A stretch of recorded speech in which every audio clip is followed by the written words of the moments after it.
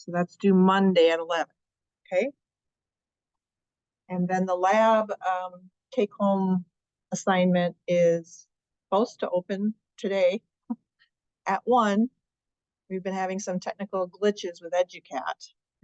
I think they're straightened out by now, but now both Grant and Duncan are kind of scrambling to get what they need done so they can get that out to you. So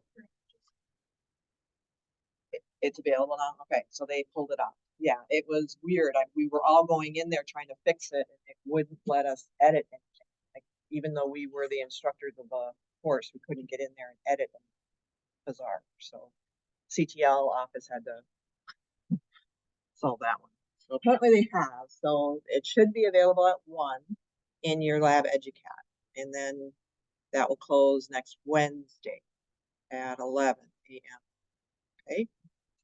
And then we have an exam in here next Friday, so a week from today.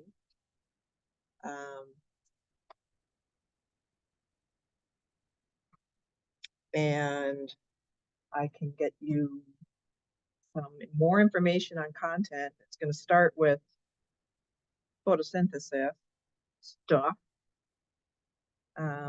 It'll start with the photosynthesis slide set, and then it will get into roots and stems. I'm not sure about leaves yet. Okay. All right. So stems. We got just a few last things to say about stems. We've been looking at how if you're an angiosperm, your vascular tissue design shifts between what we see in the roots versus what you see in the stems. And then thinking about how dicot stems, they have that ring of vascular tissue.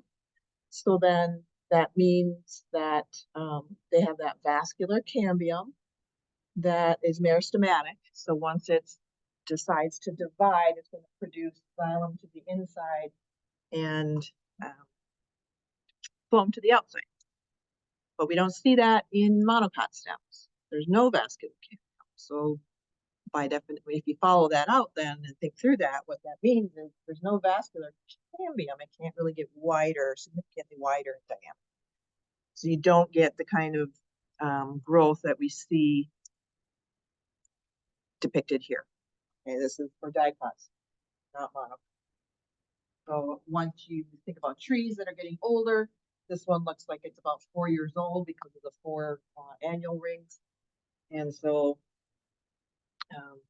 dicot trees can do that, but monocot plants do not have a significantly thick or wide stem. Modified stems are fun to look at. You looked a little bit at that in lab, I think. And so stem tissue, most of the time we think about, just normal stems or tree trunks or something like that. But you can see that these are modified stems, even though that lower left picture, those are cladophylls. They actually look like leaves, really. You might easily mistake them for succulent leaves, but those are flattened stems. And so the fancy term for that is cladophyll. And then, of course, the giant saguaro cactus those stems are highly, highly modified to store water and get them through the long drought periods. So really impressive abilities there. This one is showing a bunch of different modified stems. I did edit this just this morning because above the word tuber there, they were using the word stolon, and I'm taking issue with that. A tuber is not a stolon. Okay, so I block that out. So I want you to be aware that when you talk about a white potato tuber, it's really a modified stem tissue underground. And an underground stem is actually called a rhizome. Okay, an underground stem is a rhizome. And then when you modify it like that and enlarge it for storage, then we start saying it's a tuber. Okay, so a stolon, technically a stolon, that word, and I'll show you, well, the next picture. I'll come back to this. The top left picture is trying to show you a stolon, but they don't put it into context of the soil. Stolons usually are We reserve that term typically for above ground horizontal stems, like strawberry plants sending out stolons or runners. People might call them runners. And so I'd like you to think of stolons as above ground horizontal stems and rhizomes as below ground. And underground, they can be more or less horizontal, but not always. You're seeing the cladophil idea on here, tendrils and runners. So they are using the word runner there. Another word for that would be stolon. S-T-O-L. Okay, so let's look at more of these. So we have rhizomes again in the top right. That's a ginger rhizome, I think. Iris, maybe. And then bulbs versus corms. We'll show you a picture of that again. Tendrils. So that's actually stem tissue modified to search for support. So those tendrils are seeking another solid vertical object typically that they can wrap those tendrils around and keep themselves upright.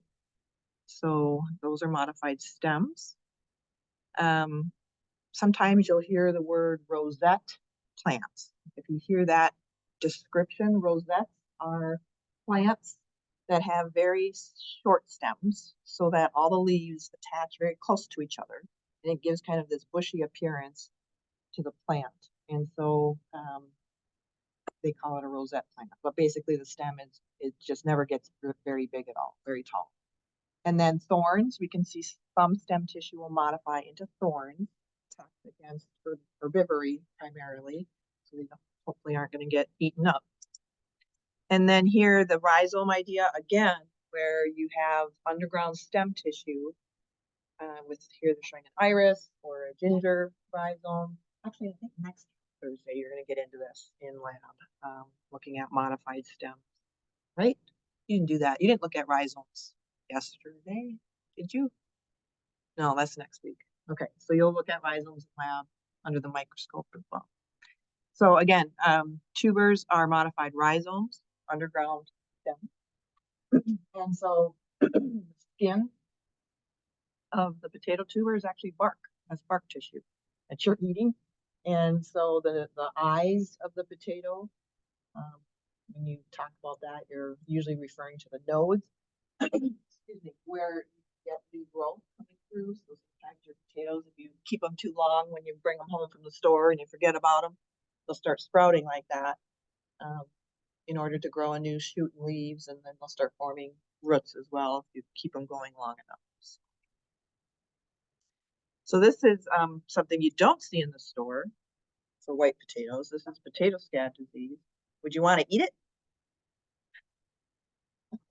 Well, that's why it doesn't show up in the store. It's very cosmetic, in your face. You can definitely tell there's something wrong with this potato. And technically it's safe to eat. I have eaten potatoes that look like this on a dare. When I was a postdoc, we were studying potato scab disease. So we had a potluck party where every dish we had to bring was a potato-based dish. And then my postdoc advisor brought scabby potatoes and put them there and said, I dare anyone to, eat it. And we all knew it was safe to eat because what causes this is not harmful to humans. It just attacks potato tube. If you happen to eat one like this, it doesn't taste really too terrible, although I would put it as part of my diet, but it tastes like wet soil, wet dirt. And I like the smell of wet dirt. I just don't like eating the smell of wet dirt, if that makes sense. So I wouldn't recommend it, but it doesn't. But no one's going to buy that and bring it home. It's a total loss to the grower when they dig up their potatoes and see it. And even giving it to the pigs, sometimes they don't want to eat it either. So, it can't even be food for other organisms on the farm. So this is a big problem, and it's caused by a bacteria that likes to infect the tuber, and then they cause that scabby look as they start degrading the tissue. They're the bacterial pathogens go to get access to nutrients. And so as they do that, of course, they're breaking open all the cells and it gets that scabby appearance. So, but I'd rather deal with these. When digging up these potatoes isn't too bad, because again, it smells like wet dirt, and I like that smell. But I dug up potatoes when I was a postdoc where It looks fine. It looks healthy. Not like this. It looks like a normal tuber, like that.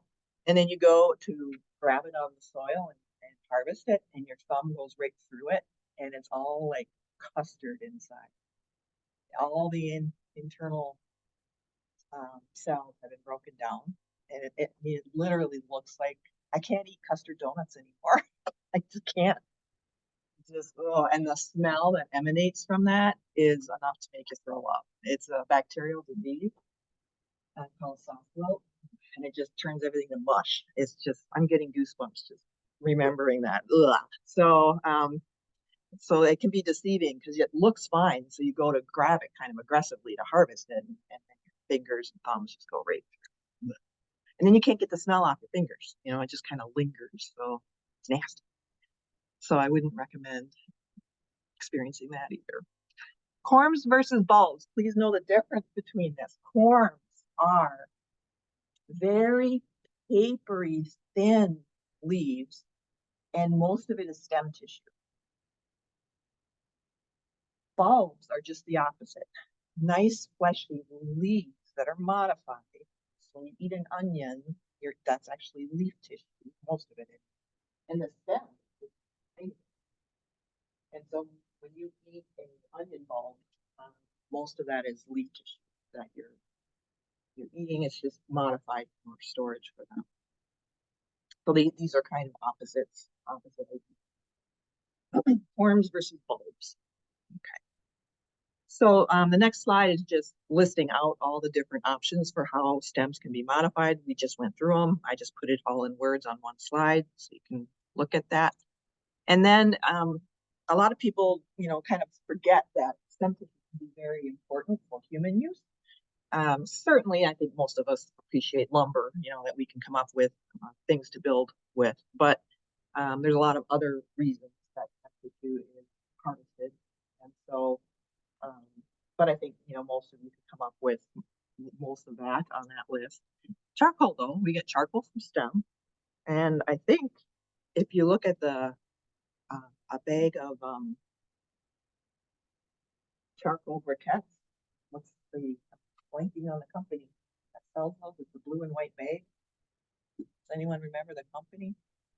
So if you go to cook, on your grill outside, you have those black charcoal. You look on the bag, they used to have it, a description of how charcoal was invented. I think it was Henry Ford's son-in-law was running the mill, and they were using, they were essentially making plywood for woody cars. If you've heard of that nickname of cars, they were station wagons that had wood paneling on the side. They were really fancy. And so they threw away a lot of other pieces of wood, and the son-in-law said, well, that's just like wasteful. What can we do with this? And so he figured out how to make charcoal and sell it.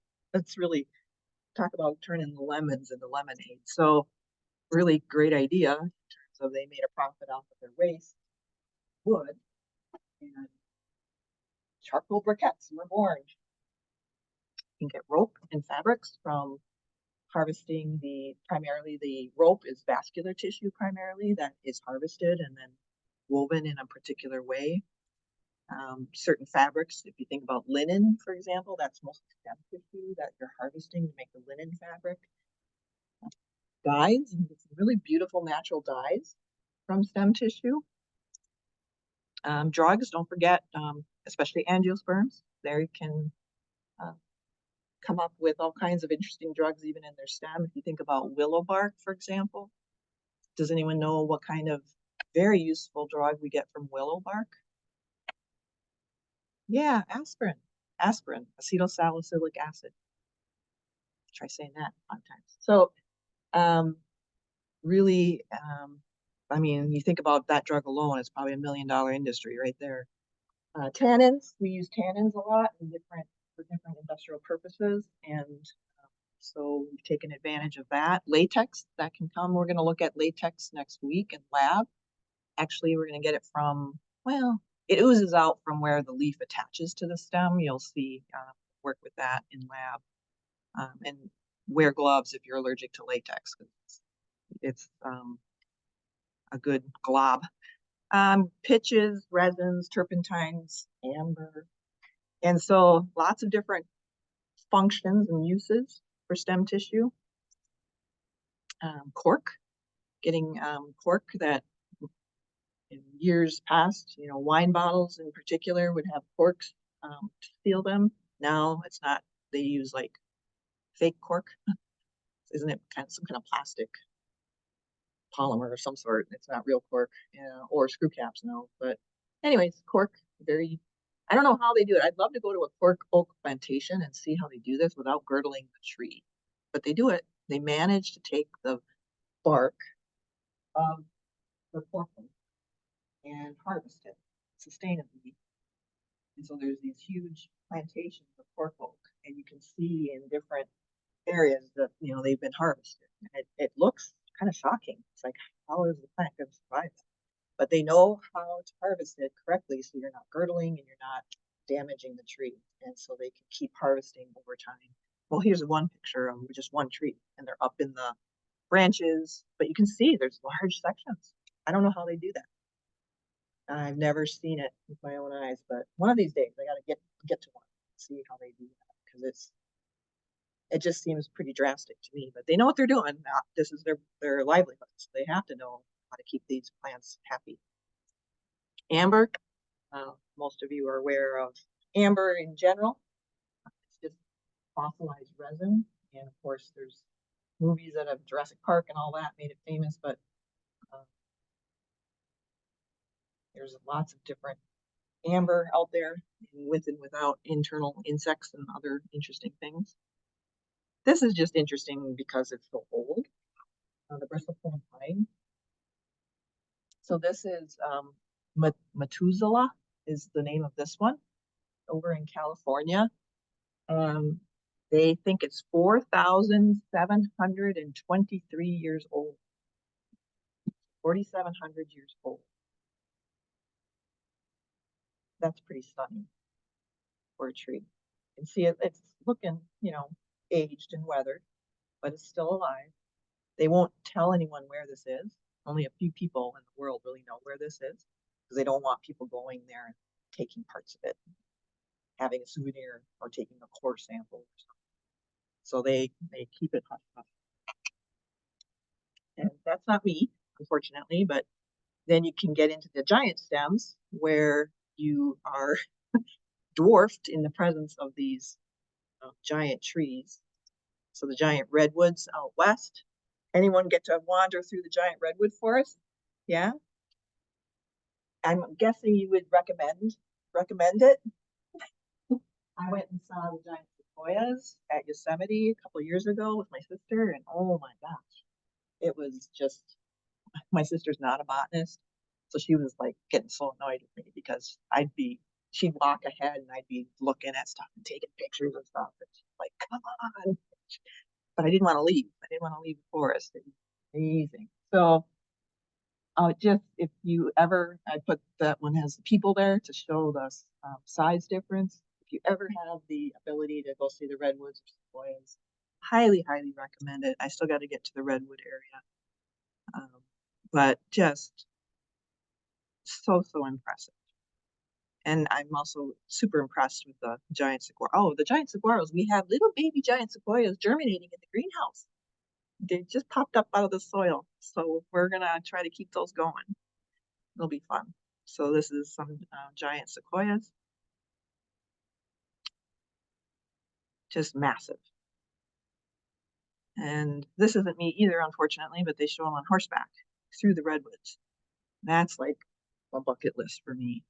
As you can tell, I like horses with my starting background screens. So just massive. And this is a former student who let me share some of his pictures. That's him showing the difference in size between the giant redwood as he stands at the base of it. So just incredible, massive, very old, incredibly tough, can withstand all kinds of not so nice environmental conditions, fire. When I went through the giant sequoia forest area, there was evidence all over of fire, and they were surviving that. You could even see parts of them burned, and they still managed to live through it. So Really, really impressive. Okay. Well, stems have a beauty all their own and super functional for the plant. Now we're going to get into the next topic, which is looking at leaves. So when you look at leaves, there are, when you compare like leaves to the rest of the plant body, leaves are certainly the most diverse part of the plant in terms of their morphology, their design. Certainly the most diverse. And so we're going to take a look at leaves, and of course, zooming into the inside of the leaves, there's so many important physiological things going on in terms of photosynthesis. But when you think about leaves, there's different designs. Normally, when I say, if someone says the word leaf to you, you probably think about what I just showed you, like maple leaves or oak leaves or something like that. But we're going to look at the diversity here. There's a lot more than just that. And so here you're looking at lily leaves, and if you ever see that, if you can go underneath, swim underneath and look at them, they have remarkable architecture to keep them unfolded like that, keep them flat, keep them floating. So really nice adaptations. And there's a video, I think it's Sir David Attenborough, where they show, like, one of them showed a kid, like a baby or toddler, like sitting on one and it didn't sink. I'm sure the mom was right there, right off camera, but and I've seen birds, walking across that, no problem. It's really quite amazing. And then you look at these types of leaves. I mean, look at how massive that is compared to the person's head right in the middle there. So giant rhubarb, dinosaur food, I like the nicknames. So really impressive in terms of massive. You can get some really massive leaves. I don't know that I want that in my landscaping, but I don't know, it certainly makes a statement. I don't know. I don't think that plant could survive up here. But so when you go out and you're hiking around and you're trying to identify plants, often we focus a lot on the leaves. We ask, the field guide will say, look at the leaf, look at the leaf shape, look at the perimeter of the leaf blade, look at how the leaves are attached to the stem. And so all of that information is very useful if you are trying to identify plants. So the leaves can be very important for that. So this is like some of the things that a field guide, if you're trying to identify, they would be asking you to figure out. And so I'm not going to get too much into this. I would like you to know the idea of alternate, the top left, opposite, where they come off directly off the same part of the stem on each side, up the stem. World, I think, is the one to know where you have 3 or more attached spot. But that's about it. I'm not going to ask for decussate, that type of thing. It's okay. Shape of the leaf, they'll often ask you to look at the shape, and then they'll say, is it a simple leaf versus a compound leaf? And so here you're seeing some mostly compound on the left there. They just one example, simple. So I'll get into that. Well, actually, next. So the difference between a simple and a compound leaf is you need to look for the axillary bud. That's the trick. If you can find the axillary bud, then you can figure it out. And so the way you do this is so this is the leaf blade, and then the petiole. And here you see an axillary bud, leaf on the left there. So that means that's a simple leaf. Now, on the right, you might look at this and go, well, I think this is a leaf. Each one of these, I think that's a leaf, that's a leaf. And then you look for the axillary bud and you're like, oh, there's not an axillary bud anywhere. Then you follow it down and you go, oh, there's the axillary bud. So what that means is this entire thing on the right, all of that you say is called leaf, composed of leaflets. Okay. So a field guide will ask you to make that axillary bud to answer that question. And then if you see, like I said, then you start pulling those leaflets, not leaves. Here's another real example. Well, this one doesn't show the axillary bud, so that's why I put the other slide in there. And then this one is showing nicely that you don't have an axillary bud. It's the leaflet that's happening. No axillary bud, but very basic. So that's definitely the trick there. Now here you are seeing leaves, many leaves, because there are axillary buds based on each leaf. And so again, just looking for the axillary buds can answer that question. And those leaves are alternating up the stem, but they're fairly close together. So you could see where you might be a little like, well, is it a leaflet like that? Or these leaves, right? So look for the axillary buds. So remember, axillary buds are meristematic regions of the plant that will occasionally kick into very active growth.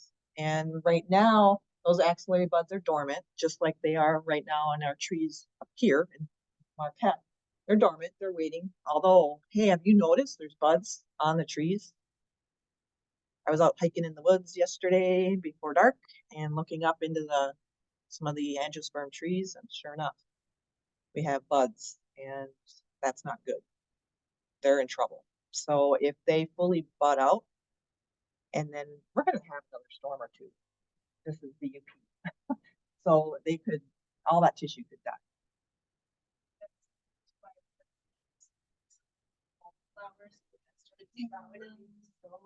I know, they're going to get toasted or actually frozen. They're going to be No, it's such crazy weather. So the plants are confused. They're getting signals that it's okay to go ahead and bud. And a friend of mine told me that she has a bunch of shrubs, landscape shrubs on her property, and they're all starting to bud. So it's either, so now we're probably going to have at least one more storm, if not two. I mean, got this one that's a little freezing again. So then if that tissue dies, then the plant has to make the decision, so to speak, should I form, new tissue, which probably they should because they have a whole summer ahead of them. Or if they, only lose some of their buds on the tree, for example, they might just say, I'll make do with what I have. But it's going to be a big energy cost for them. And so their options of growing well this summer are going to be, I'm guessing, not very good odds for that. So they might have a rough summer ahead of themselves here. This is something that a lot of people don't realize, and it can be amazing to see the difference. So when you have a seed germinating and a little baby plant growing, and then you have the seedling, and they start forming their leaves, they can look so different in their juvenile phase compared to their mature phase. And so this is the same plant. This is the same plant. The one on the left is showing when it's juvenile and still young and growing. That's what it looks like. And then when it matures into the adult phase of its life, it morphs into that kind of leaf morphology. So over time, you can get a pretty dramatic shift.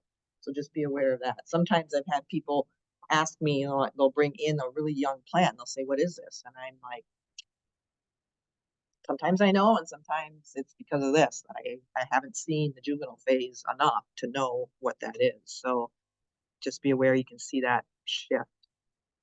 And then also, if you are out trying to identify plants, they'll ask you to look at the margin or perimeter of a leaf blade, where they look for, is it lobed or serrated? I'm not asking you to memorize those words. I'm more interested that you understand they can vary. So look at the perimeter or the edge. And then vein pattern. And again, I'll ask you to know two things about vein pattern. Basically, the idea that you have parallel veins or netted. And we'll get more into that, but that's about it for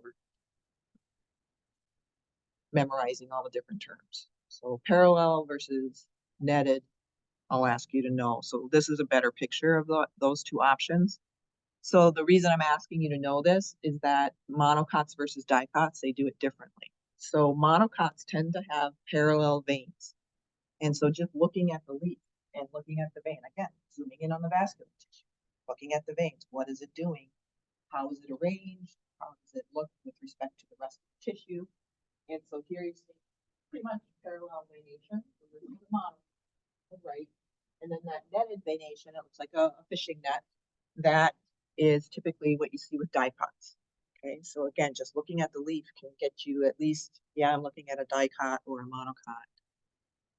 Parallel, very obvious parallel in that case, very obvious netted. So in this picture, what they did is they took, you can do this. I tried doing this. There's a lab exercise where we tried doing this for a few years. You could, within the space of the lab, you can get it to fully work, but basically this is a technique where you soak the lead in a certain solution and it gets rid of most of the parenchyma cells, and you're just left with the vascular bundles, the veins. So, but nice depiction of very much netted venation. And then how the leaf attaches to the stem can be a little bit interesting. I'm not going to get too much into that, but if you were to take a section of the leaf petiole, sometimes it's they talk about that, but I'm not going to get too much into that. But okay, so this is typically what they do. This is a very typical representation of a leaf and that they've drawn. And I think you've seen this already when we were looking at cells and tissues. And so we talked about, the epidermal cells, the palisade parenchyma, the fungi parenchyma. Remember, mesosome is often used for cells inside the leaf, but it's just parenchyma cells. And then you see that there's the vein, the vascular bundle. We have particular wax on the surface. We have air spaces in the fungi area. And then we've looked at stomata.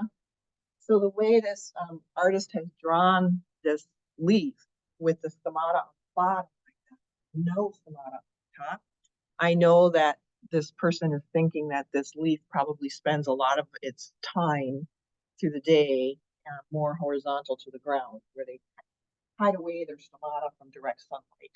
And so that's very often how artists will draw it, but not all leaves do that. So we'll get into that. But stomata, incredibly important. We've talked about this, how that's regulating the intake of CO2, of course. And then you also have to think about anytime the stomata are open, the plant is losing water in the form of water vapor. And so the picture on the right there, that's a monocot, tends to have more of the dumbbell shape, dumbbell shape,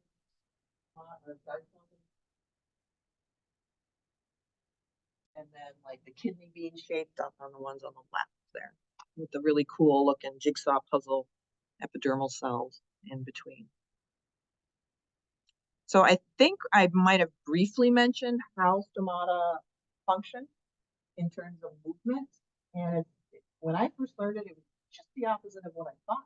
But basically, this drawing is trying to show, you see all these dark bands, we call them striations. Those dark bands are ramped up strips of fibrils in the cell wall. Basically, they often use the analogy of steel belt radial snow tires. That doesn't make much sense to me, but it might to some of you. But basically, the way it's radially laid down, it's the way the microfibrils or fibrils are laid down in a radial pattern like that. So then when water rushes into the guard cell, it causes the pressure now, the trigger pressure now on the cell membrane against the cell wall. And because of that radial striation, it causes the guard cells to move away from each other, bend away from each other. Right? So it's just because of that design in the cell wall that allows for that. And then if water comes out of the guard cells, it causes them to go relax and close over. Okay? And so that's what we're trying to show here. Water rushing in, water right past there, there's water rushing in, and the guard cells move away, bend away, or it's revealed. And the plant has very fine control on that. It can be only 10% open, 100% open, 75% open. It just depends on the environment and what kind of signals they're getting in terms of water availability in the soil, primarily. You're also seeing on the far left a bunch of chloroplasts in the guard cells. Just be aware that a lot of guard cells have chloroplasts, but not all.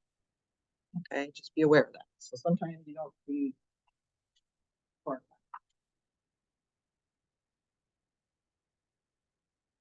So in order to get water to rush in to the guard cells, you have to think about the idea of osmosis and how, like, if you get a buildup of a bunch of solutes, water's going to rush in. So that's what the artist is trying to show on this far right. You see potassium. Okay, so what happens here is potassium, especially in the morning as the sun strikes the plant body, potassium tends to build up. That's what all these red spots are in that upper right picture. It's a bunch of potassium.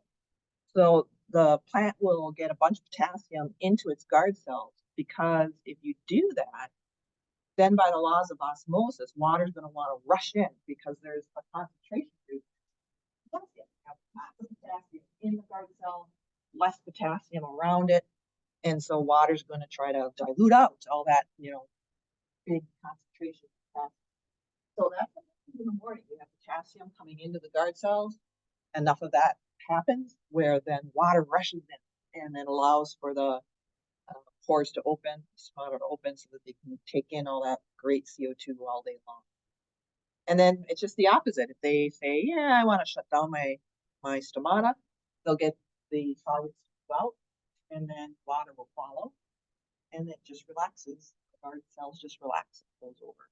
So it's pretty simple mechanism, nothing too fancy.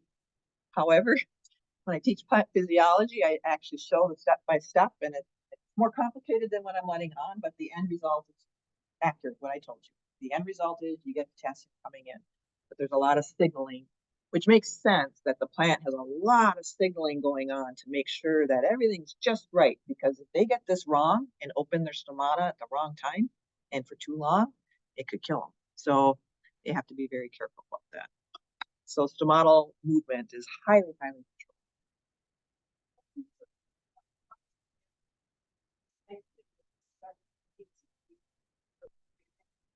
Yeah, very good question. Yeah, there's usually ATP expenditure to get this to happen. And it has to be the guard cells have to get hit with not just any old wavelength of sunlight, it has to be blue light. So when blue light strikes, that, which is coming from the sun. So when the sun strikes them, it's the blue quality of light that's telling the stomata to start kicking into this process. Yeah, and they will expend ATP to get, because often what they have to do is get acid built up.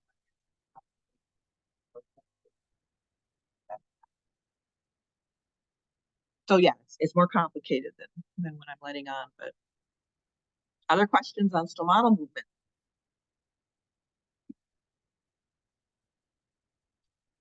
Let's try an eye clicker. I can get this to work.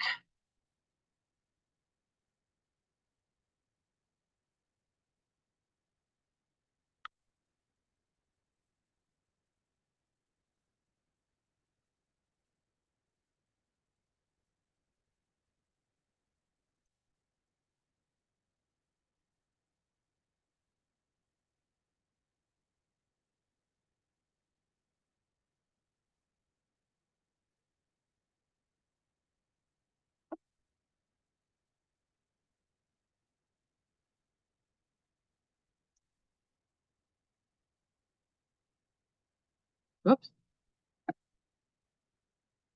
All right.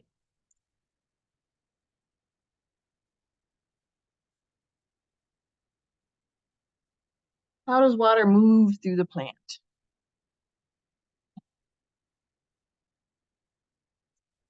Especially for this in the back. Is that hard to read with that color combination?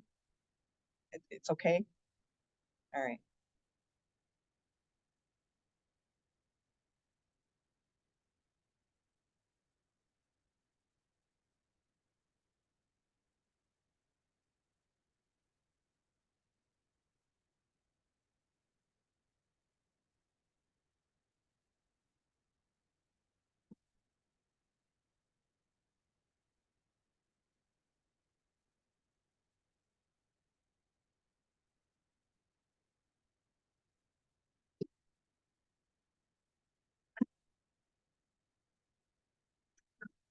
10 more seconds.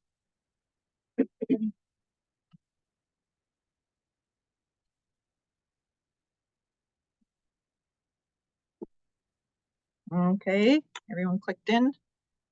It won't show.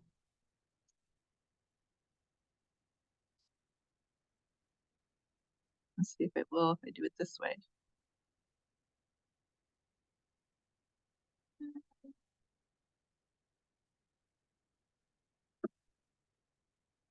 Okay, so 78% said B, water is sucked up through the plant. That is correct. Okay. So with, what's the fancy word for movement of water through the plant body? It starts with a T. Transpiration.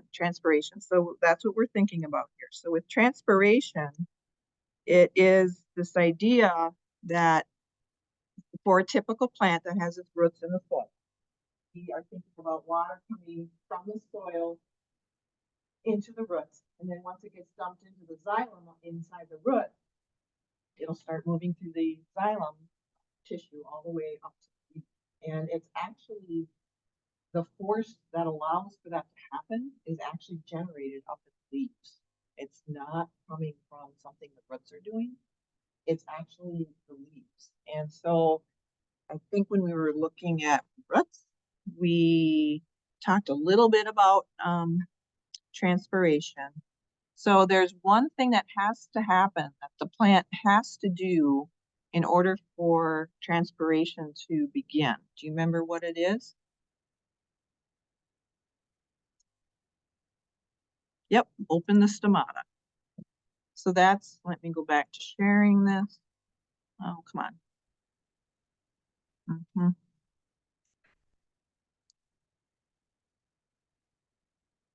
All right, I'm gonna stop sharing, do it over. It's freaking out.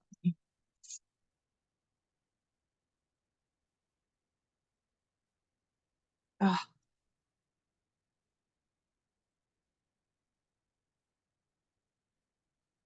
boy, anytime I annotate, it freaks out. All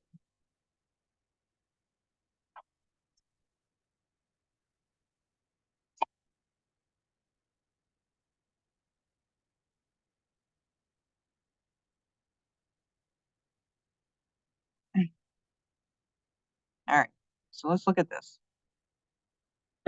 So in order for water to move through the xylem inside the plant for transpiration, you have to have stomata to be open. They have to be open because that's what kicks in the force that's needed, which is negative pressure. Okay, negative pressure.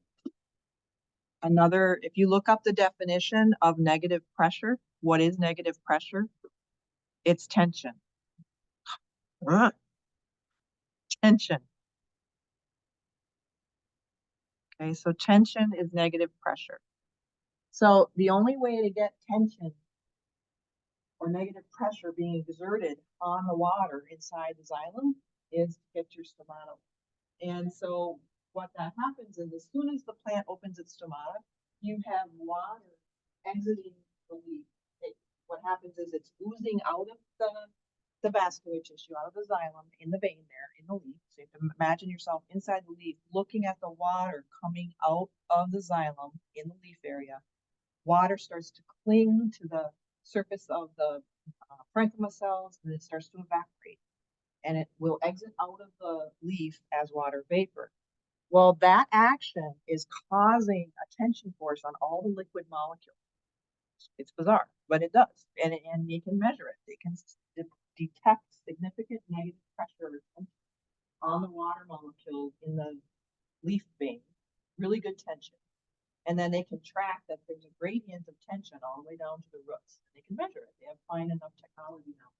And so what's happening is as the water is going into the gaseous phase and exiting out of the leaf, that is actually causing a tension force.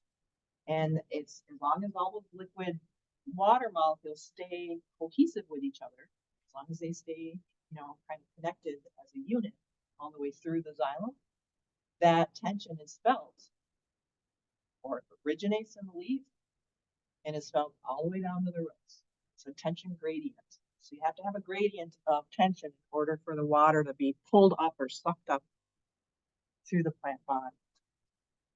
And so they often talk about this transpiration photosynthesis compromise, which is the idea that as soon as the stomata are open, yes, of course, the plant can get that lovely carbon dioxide in for photosynthesis. That's awesome.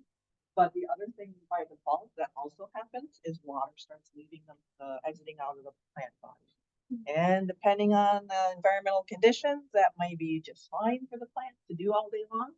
Sometimes it's not necessarily a good choice. They might have to keep assessing their soil water. How much water do I have? How much water do I have? And if they get into trouble, so to speak, where it's getting pretty droughty down there, I don't have a lot of water, then they have to figure out, is it time to close my stomata, even though it might be daylight? And then they sacrifice taking in CO2. And if their CO2 levels drop in their cells, what cycle can kick in? Not such a good thing to have running all the time. Photorespiration, which is the PCO cycle. Not a good idea to have run all the time. So it is definitely a compromise. And so plants are constantly assessing, how much water do I have? How much water do I have? And hopefully the answer is a lot. Go ahead and keep your stomata open so you can keep bringing in CO2. Okay, so now you can start to see why drought can really impact overall growth of the plant. It can really make a big problem. All right, we got to stop there. We'll continue on with leaves and transpiration and leaf morphology on Monday.